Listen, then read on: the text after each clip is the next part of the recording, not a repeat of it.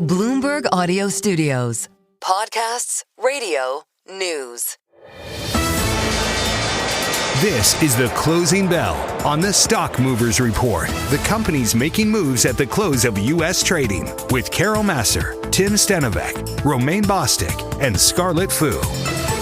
S&P 500, by the way, folks, most names higher, 378 to the upside today, 124 to the downside, Scarlet. So even though the S&P 500 itself was pretty much flat on the day, we do look at 9 sectors finishing in the green. The materials sector up by 2.25%, with all 26 members advancing. Healthcare stocks also getting more than 1%, up 1.4%. The laggards of the day, the biggest sector in the S&P, technology losing 1.1%, and communication services reflecting declines in names like Meta. All right, let's get to some individual gainers. And guys, be kind to me. Don't judge. Some of them are not household names, so I'm just kind of setting you up here. A small cap, $590 million. Wow, I recognize one of them. Yeah, I'm not sure help me if I'm not pronouncing this. Atay Life Sciences? Do you know? Sure. You're on your own on that one. You picked this. What are you talking about? I know. Well, I had a busy What day. is it? What is it, Carol? It's a life sciences company. It's actually a psychedelic drug developer. Sweet. Based in Berlin. Yeah. Matt's all over this. It's based in Berlin. Do you know this company? I have not done any testing for them, but Okay. Based in Berlin with 54 employees. Thank you. God, you guys are Tiny, such love. Yeah, it's $590 million market cap. Shares up as much as 32% today, finishing the day with about a 23, almost 24% gain. Psychedelic drug developer said a mid-stage trial of its experimental therapy for treatment-resistant depression met all key endpoints. You know that this is something that's been percolating for years generally when it comes to psychedelics. Stocks up about 109% year-to-date, 7% though of the float is shorted, but that was definitely a standout. Here's another one, not a household, just under a $600 million market cap. Shares jumping about 14% after Roth Capital Partners raised the price target for the gold and silver producer to 15 from 12 after the company increased its gold and silver price forecast. This stock is up 41% year to date. 10% of the float is short. And then here's a more well-known company, $8 billion market cap company. I know, AGCO.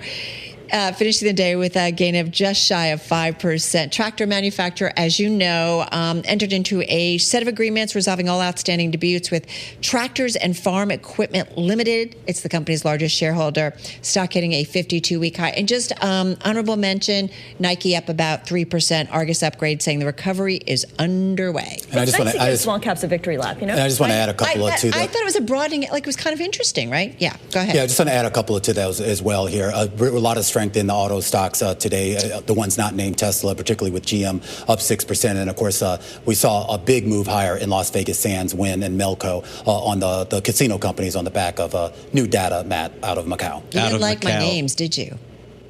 You didn't like my names. He's not going to respond. He's not going to respond. I'll tell you the decliners, and Tesla has to be the standout, certainly the biggest of them. It's no longer worth $1 trillion. It's down for 6 days in a row. It's fallen almost 14% in those last 6 trading days as well, first of all, the big, beautiful bill goes through taking out EV subsidies and tax credits sooner than initially expected. And now it looks like Trump and Musk, President Trump and Elon Musk are in another fight where President Trump is threatening to turn Doge, which he refers to as a monster, against now Elon Musk's companies and potentially looking at deportation of Elon Musk. I don't know how that would work since he's a U.S. citizen, but I feel like I have confidence that President Trump can achieve even that.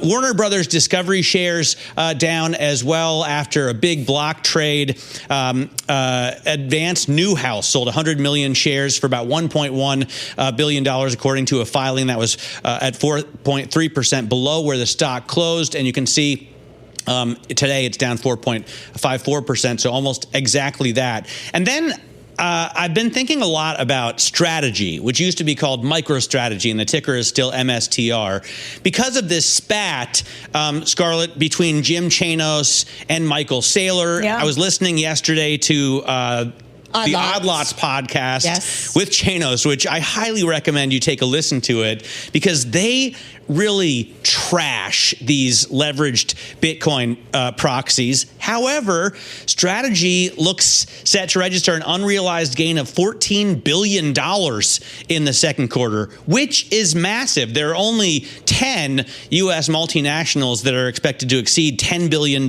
in profits last quarter. So MicroStrategy is among essentially the biggest banks on Wall Street. Yeah. Doesn't Strategy have an actual business? I mean, when we talked to Michael Saylor, he said they have a real business selling financial products and software. But essentially, it's a leveraged Bitcoin proxy, right? Yeah, that's what it's become. And there are like 200 others, apparently. All the Me Too copycats. All right, let's keep it moving here. Just a quick check on yields, guys. We did see a bit of a flip-flop in the trend line that we've had over the last few weeks, where short-term yields would fall more than long-term yields, but that flipped on its head today with shorter-term yields moving higher, 5 to 6 basis points on the 2-year yield. And a lot of this has to do with now a rethink of some of those bets on Fed rate cuts. That JOLTS data, a big preview, potentially a preview to what we might learn on Thursday with the monthly jobs report, causing some people to see a little bit more strength in the labor market, which i.e. would translate into maybe a little bit less likelihood of a rate cut anytime soon. All right. And I just want to mention House Speaker Mike Johnson, some headlines. He's speaking to reporters saying a lot of work ahead, but we'll get the Trump tax bill done. He said the Senate amended the tax bill a little bit more than preferred. Constellation brands out. This is for their fiscal first quarter. Looks like on a comp sales basis, they did come in relatively on the nose, $3.22 in the most recent quarter. The street was looking for that on average, so we should point out analyst coverage is somewhat limited.